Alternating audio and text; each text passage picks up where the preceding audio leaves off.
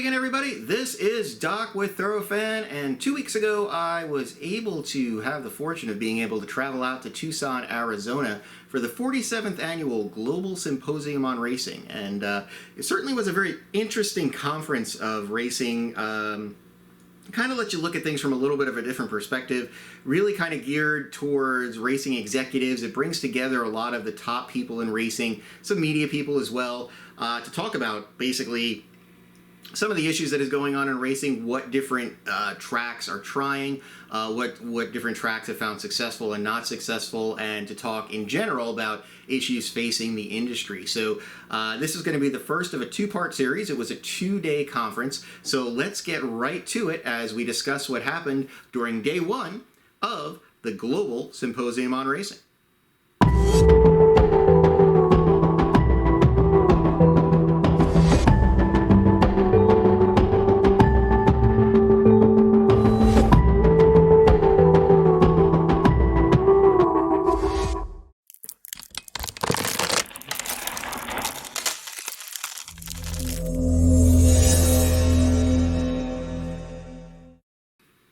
So the Symposium on Racing is put on by the University of Arizona's Racetrack industry program, and it is really a fantastic program that churns out some amazing graduates that have spread through all parts of the industry.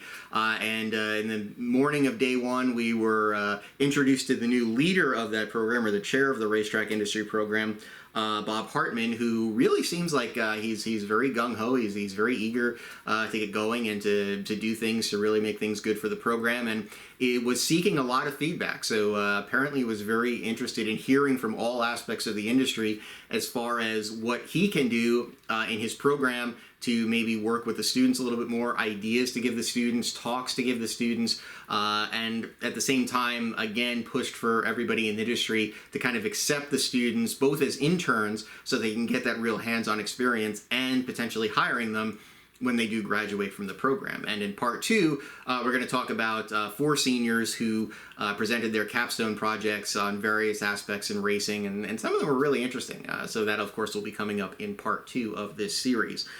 After that, we got on to the keynote address of the Global Symposium on Racing, and that was done by Tom Rooney, who is the new incoming president CEO of the NTRA. And Tom Rooney, of course, was a previous United States representative in Washington, and that seemed to be the theme of his keynote address, was how a lot of issues in racing really require the industry to come together and really make one unified voice, and especially have that voice heard more on the steps of Capitol Hill and inside Capitol Hill. So with his previous experience of being a congressman, he is looking to open a office for the first time for NTRA in Washington, D.C. He does have some of the inside connections to deal with some of the issues that pop up in racing, so he would know the right people to talk to, and hopefully can get some things moving on more of the national level. Now, they may not always be things that you or I as a fan might see as really important or crucial right away. It does deal, a lot of the stuff he's looking at does deal a little bit more kind of with the owners and trainers and horsemen and the industry in general, but there is some crossover there.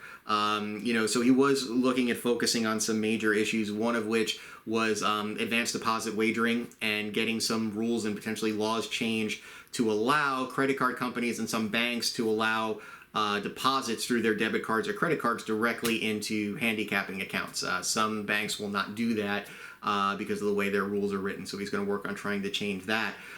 Again, with fixed odd wagering, he's going to be looking at that very closely and seeing how that might affect things on a national legislation level, and if there's anything he can do there. Immigration kind of came into the fold under the forms of the H-1B visa issues that seem to crop up every year in the racing industry, and those visas allow horsemen to get enough help to help them on the backsides, during the year, and taking care of the horses and acting as assistants. It's not just the grooms or the hot walkers, it's assistant trainers, it's other professionals who have a lot of expertise in racing that come on those H-1B visas to be able to help out stateside. The final thing he did talk a little bit about as well was something that the previous president and CEO of the NTRA, Alex Waldrop, had been working on for years successfully in getting implemented in a lot of ways, and that is tax breaks and tax depreciation for owners of thoroughbred racehorses. So those are going to be kind of the areas that he's focusing on, but of course he also was very open to anyone approaching him and talking about other issues that he might be able to help solve on a national level or even a state level if it requires that. So, it was kind of encouraging. But again, as we say with everything, the proof's going to be in the pudding on these things. It's not just talking about what you're going to do. It's about seeing that, come to fruition. And of course, he did bring that talk of unity among the industry together too, to get more of a powerful voice in Washington to get things changed. The industry does have to come together and, kind of talk as one voice on a lot of these things. So, that was kind of the gist of the keynote. And then, of course, we kind of moved on to what was something that I think everybody was looking forward to on day one, and that was talking about HISA, the good, the bad, and the ugly, and whether it is called HISA or HISA. To my knowledge, it still is HISA. Some people are saying it's HISA. If we can't even agree on that, how are we going to agree on other stuff? But I'm going to keep calling it HISA. That's what the lawyers tell me it should be called, is HISA. So we're going to talk it, and we're going to call it HISA. So the first thing that kind of was brought up was a talk with kind of the overview of HISA and a timeline and what's happened, historical things like that. And that was done by Charles Scaler, the chairman of the HISA board of directors. And he went over again, just kind of the timelines of where we've come, what deadlines need to be hit on certain areas, and exactly how HISA is potentially going to be implemented. There really wasn't a lot of new information from this talk, I would say. He just kind of did give a little bit more of a time frame as how things are going to be broken out going forward. And one interesting thing that came out of his talk was that when people started looking at these regulations that HISA had put out before officially sending them up to the FTC for approval, one thing we noticed was that on the anti-doping and medication side especially, it looked like they were going to focus a lot more still on testing and using their data to target testing and focus on the testing, the out-of-competition testing, all of that stuff. And if there's one thing kind of that the Navarro and Service situation, along with all the others that were indicted in that case, taught us, it was that you can very easily evade detection on testing if you have a substance that does not have a test for it. And really what brought the whole issue with those federal indictments to the forefront and what allowed those indictments to happen was good old-fashioned police work and investigative work. And so it was phone taps. It was good old, like I said, just investigating everything to the hilt, following leads, tracking things back, looking at contacts, all of that stuff. And, will HISA be doing any of that? Because it really didn't seem like it was in the regulations written that way. And he did say that there is a component of HISA as far as hiring an investigative team that they are looking at putting together there. There wasn't a lot of information he gave on it, but it looks like they were at least listening a little bit to that to try to investigate a lot of these leads that come forward and see what they can do. Now remember, HISA is sort of like the state racing commissions. They only have so much investigatory power. And what that basically means is that they can't do wiretaps and things like that require warrants or federal judges to approve, things that are basically done by the FBI. But whether they will turn over information to the FBI to investigate further to get more of these federal indictments remains to be seen. It was a good thing to see him say that, but again, we want to see more information as far as what's going to be coming from that. So like I said, other than that, he really just kind of gave a timeline. What was kind of interesting was it looks like if everything goes according to plan and the legal challenges don't stop this from being implemented on their schedule, HISA is basically going to take over out-of-competition testing come around the beginning of July. But as far as like all of the other testing that goes on post-race, and any investigation matters, things like that, that's going to be put off until the beginning of 2023.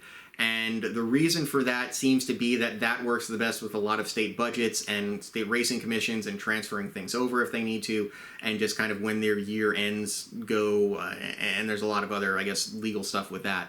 So that was kind of a little bit interesting how the out-of-competition part would be starting sooner, but the actual post-race full takeover by HISA will not be happening until the beginning of 2023. So that's kind of what I took away from that. Not a lot of specifics, again, given, and I think that kind of disappointed a a lot of people. Everything was still kind of at a 30,000 foot level with HISA.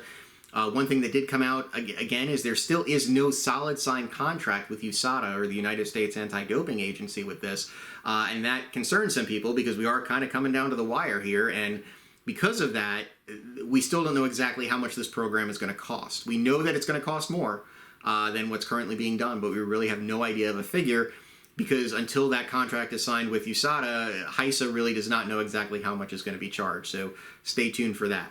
So that was kind of the gist of his talk. Moving on, we kind of went to the next talk regarding HISA, which was from the Racetrack Safety Committee.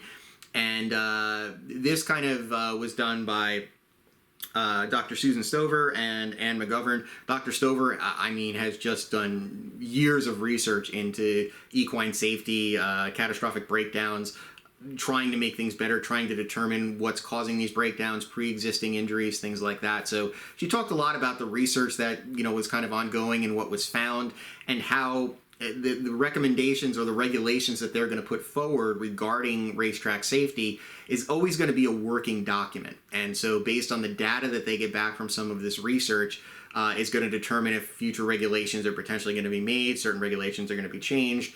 It's all really going to depend on the research. So it appeared to be a very data-driven, research-driven model to produce these regulations. As far as how racetracks are going to become accredited under HISA, the way it stands now is any track that has current NTRA, safety and integrity accreditation, would basically be put on like a 3-year grandfathered in or probationary status, for lack of a better word. And then once all of the regulations are finalized, any track, that track would have to meet those regulations to be certified by HISA. Any track that is not NTRA safety and integrity accredited would be given kind of a 1-year probationary period where they would have to start making changes to get up to HISA's level of accreditation. And then that probation can kind of be extended out if the track is making progress and doing good faith efforts and all of that. So kind of be interesting to see where that goes as well. And if a track doesn't meet those requirements, you know, will they not be allowed to race? That was kind of another question that was brought up throughout all of these talks on HISA, and especially with the Racetrack Safety Committee one, was what happens if a track fails to meet accreditation? And you couldn't really get an answer from them. You know, it was like, well, we don't want to yank their license to operate, but potentially that's something we can do. But it didn't come out as like, if you do not meet these, we are going to yank your license type of thing. So again, who knows exactly what's going to be happening in those areas. And one other thing that was kind of brought up, since they were talking a lot about research and issues that can predispose a horse potentially to injury later on, was something that was written in the law. So this is not something that can be changed by regulation, but specifically in the law. And that was that the definition of a covered horse under HISA is a horse that really has made his first time workout or his first race.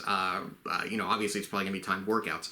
And in those situations, before that, that horse is not covered under any authority under HISA. So they really can't do anything to sanction the horse or the trainer of the horse or anything like that. And it came up because of some breeding farms that will do corrective surgeries to correct, you know, leg conformity issues, or some of them that, you know, are giving them medications to try to beef them up for the sales, things like that. And HISA really has no authority over that, and they really don't have a way to gather, you know, under an authority rule, data to try to look to see if anything that's happening there is affecting horses down the line. So that's something I think you're actually going to probably see maybe tackled in the future on a legislative angle of maybe changing the definition of a covered horse from the time it's actually born until the time it retires from racing.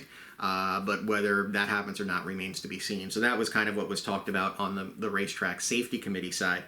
Next, we moved on to the HISA Anti-Doping and Medication Control Committee. And this was mostly done by Adolfo Birch, who is the chair of the committee, and Jim Gates, who's the director of the Anti-Doping and Medication Control Committee, along with some other people that jumped in via Zoom. It was almost everybody via Zoom because of travel problems getting to Tucson. And I think the big thing that kind of came out of this talk was frustration with not knowing more details. Again, HISA has not confirmed a contract with USADA yet. It looks like basically that is what is going to happen, but no official contract has been signed yet. So We don't know all the details yet. Some questions were asked about certain aspects of medication and how they were going to be tested and looked at, and they couldn't give great answers on that. I will say that they did put out a couple of good slides showing the progression of what will happen in an investigation matter if a positive sample is found in a test. And so they did kind of outline that pretty well in the process for testing that, and then the adjudication process that follows. They did also give out some good information as far as what the potential violations will garner a owner, a trainer, a vet, or even the horse in the case of a positive test result. So that stuff was kind of good to see. A couple of interesting things that did come out of this was that the split samples, so if a horse is found to be positive for something, the trainer or the owner usually has the right to request the split sample sent to a different lab to be tested to see if that same substance is found. That's not going to happen under HISA. Under HISA, the sample is going to be tested at the same laboratory that the original sample was tested at. The only difference is that a representative of the accused, I guess in this case, can be there to witness the testing procedure to make sure that it was carried out properly. But they are not going to allow under HISA, that sample to be sent off to another lab to be tested.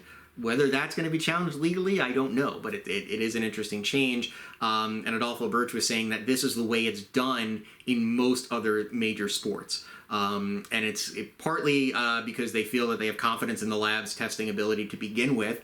And the second thing is that it just lends to expediency of being able to adjudicate these cases. We all saw what happened with the Medina Spirit testing split sample fiascos that were going on with shipping and broken vials and then getting more samples shipped off. So this would, in theory, eliminate a lot of that and just have it retested at the same facility. The other interesting thing that kind of came out of it when they were talking about sanctions against potential owners, trainers, or horses was that under HISA, the multiple medication violation system, which is in place and adopted by a majority of the racing commissions in the U.S., will not be used. HISA has developed its own sanctions protocol that they feel will actually be able to kind of hit those offenders harder with penalties than they would be under the multiple medication violation system. So that was another interesting change. Hopefully that will be the case, because I think there are people that are upset with the MMV system, that it just still amounts to slaps on the wrist, and there's a lot of appeals and ways around it and things like that. With HISA, they're saying that, nope, we're not going to be doing any of that. It's just going to be, these are going to be the penalties, and it allows us to go after people on a much more severe level if the need would arise for that. Final thing that was kind of very interesting that came out was under the regulations that they have posted that are going to be soon or have been sent up to the FTC by now for approval, the list of prohibited substances is there, but the therapeutic medication list and how that's going to be worked on was not available yet. At least as of 2 weeks ago when they had this talk. I would hope by now it's up. But that was a little bit of a concern too, because that seems to be the area that a lot of people are focusing on more too, especially again in the Medina Spirit case, of these these therapeutic medication overages as compared to the prohibited substances.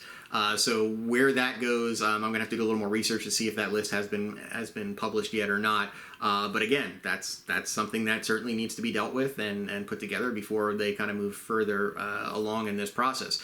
The concept of Lasix came up as well. A question was asked about the panel that is supposed to be created to look at Lasix from a research perspective and then come back with recommendations to see if they can change the rules on Lasix or if they can find a medication that's better. Maybe get some final answers as to how Lasix affects horses in the U.S. and U.S. racings, which large sample studies. That panel has not been created yet, but was really not required to be created under the law until all of these other regulations were put in place. So that panel will probably be seated fairly soon. There were a lot of tracks that were concerned about the Lasix ban going into effect and how it will severely cut their horse populations that is available to race. Again, I think if you looked at the law, the authority board has the ability to grant a waiver up to 3 years on the Lasix rule specifically. So my guess is they are going to grant that for any track that allows, or that brings up that concern to them.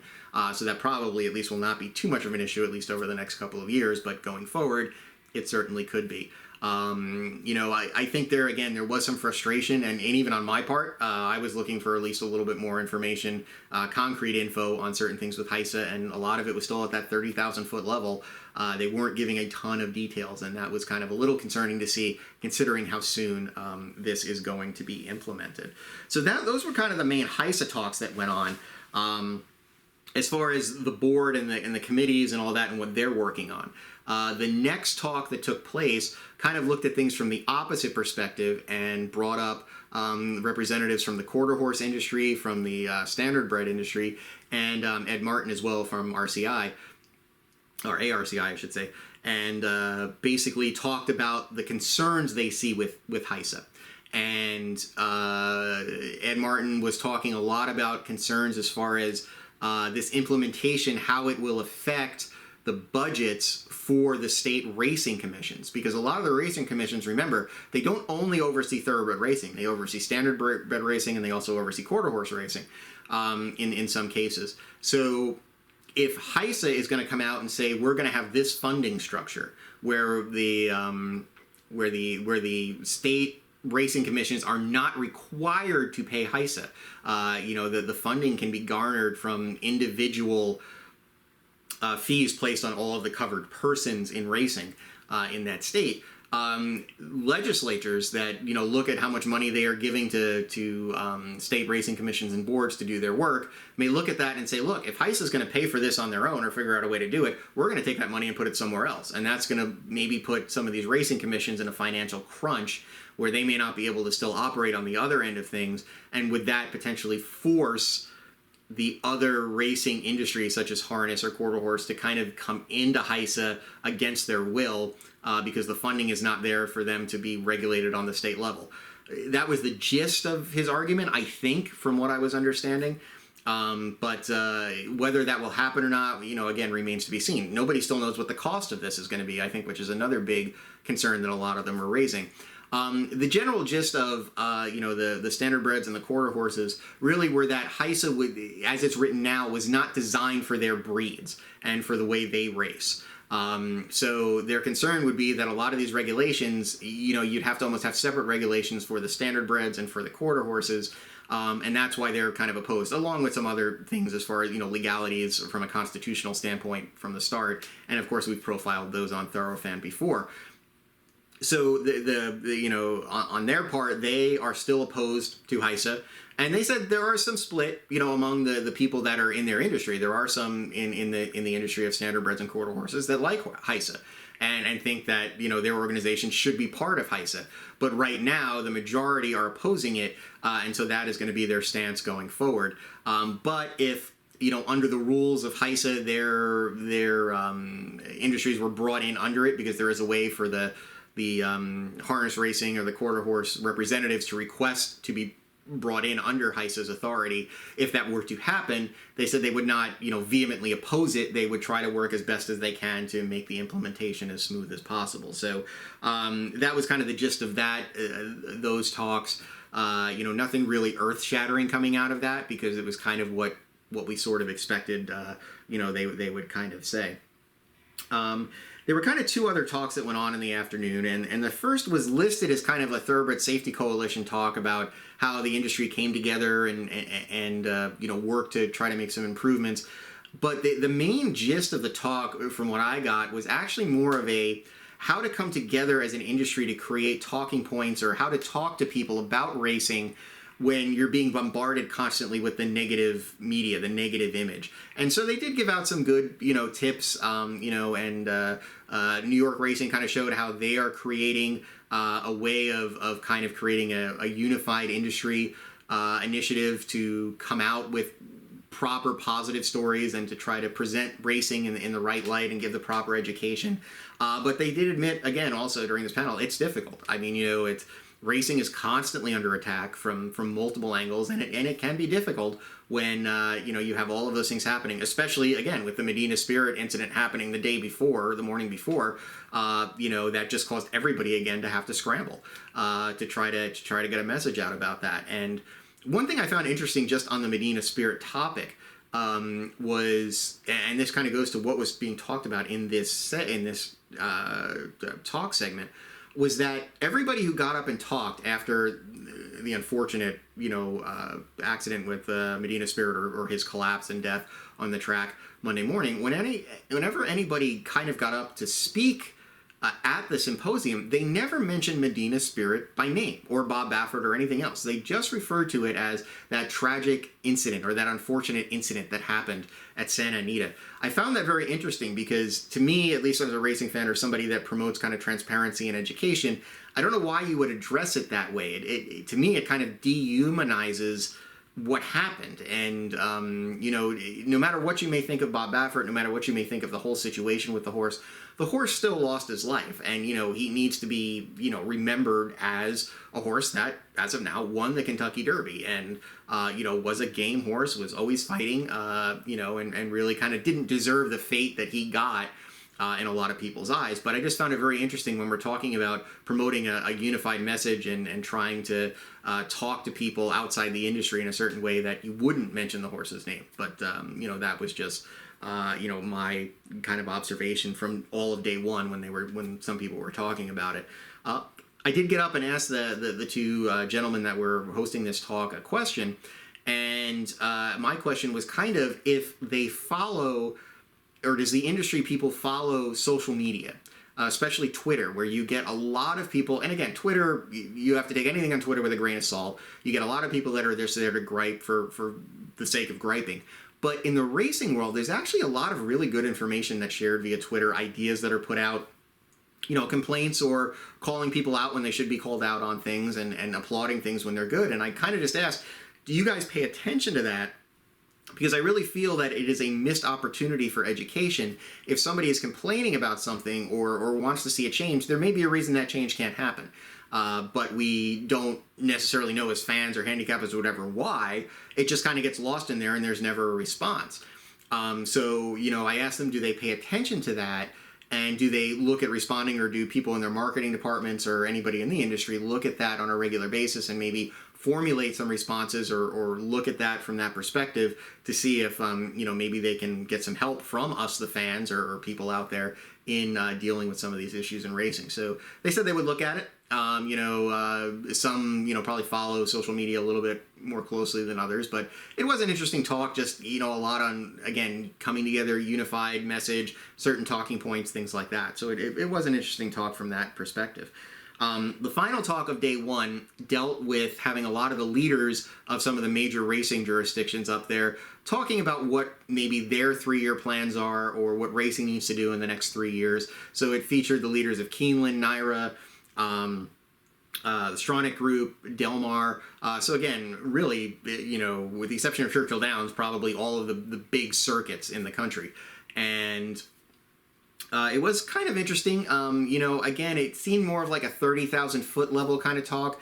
They didn't go into a ton of specifics on a lot of things. Keeneland seemed to talk a lot about how they're going to really try to ramp up the experience for the fans, to get the fans back and give them different types of experiences at the track, behind the scenes tours, different, again, experiences that they may get to go to the paddock or be part of different clubs, things of that nature, to really try to stoke interest in, becoming a regular fan of racing. That was really, from my perspective and Thoroughfans' perspective, really great to hear that they are looking at that.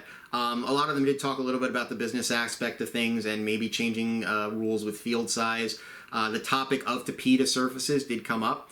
And, we're going to, in the next segment, or part 2 of this series, we are going to talk about what was talked about there in that panel with the increasing field size and how track surfaces affect that. But there was a little bit of maybe that some inside information given. Belmont may be looking to put in a tapetum surface on the inside of their inner turf course, which I believe then would be like a 1.1/16 track. So that would give them 4 tracks. Laurel apparently is looking at putting a Tapeta surface in too. So this may be kind of the wave of the future over the next 3 years, what some of these tracks are looking to do to be able to race year round and to be able to race on a safe surface if you're dealing with races that are washed off the turf or even a really sloppy main track, potentially moving them to the Tapeta.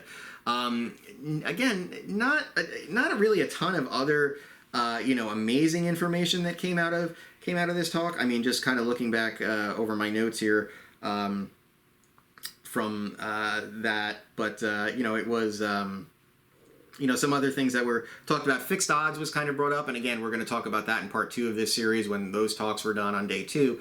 David O'Rourke of NYRA seemed to kind of embrace fixed odds a little bit more than the Del Mar crew did. They weren't really sure if it would be the panacea that we see in racing, so they were looking more at different options such as the ship and wins and things like that to really boost field size and increase handle.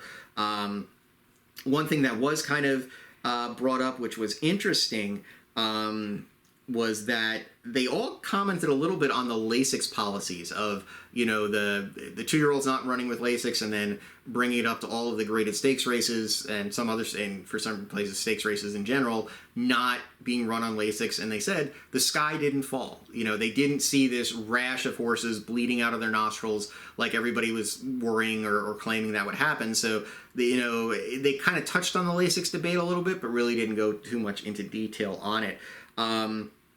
But all of them really kind of looked at maybe promoting the sport a little bit more and figuring out ways to do that. And they all talked about kind of, well, what's the next big thing in racing? What's the next big thing that's going to attract more people into it? Is it going to be fixed odds? Is it going to be sports betting? How can they integrate all of those to create more racing fans, basically, was what they were looking at as well. So again, not a ton of specifics. We got a little bit of inside information here or there, but other than that, nothing really earth-shattering. I did want to try to get up and ask them a question about incorporating fans' input, more into their discussions or taking their fans and handicappers' ideas, having a seat at the table type of thing. But unfortunately, there were others that were asking questions, and by the time I would have been able to do it, the time for the panel was up. So we may be just reaching out to those groups individually. So that wrapped up day 1. It was, like I said, a very interesting day of talks. You had the good, the bad, the HISA or the HISA, whatever you want to call it. I don't know if anything was really resolved per se. There probably, I'm sure, were some private conversations after some of those talks to see if some other agreements could be reached or, ideas exchanged, things of that nature is always done at these conferences. But that kind of wrapped up day 1. And so everybody went home then, got a good night's sleep, hopefully, and got geared up for day 2. And we are going to be covering day 2 next week as we look at the conclusion of the 47th Annual Global Symposium on Racing. But until that time, I am Doc with Thoroughfan. And as always, if you have any questions or comments about what was covered on day 1 or anything else in the racing industry, drop them down in the comments section and we will certainly try to answer them. But until that time, always remember that if you are a racing fan looking for the most accurate and up-to-date information done by racing fans ourselves, there's only one place to turn, and that is right here at Thoroughfan.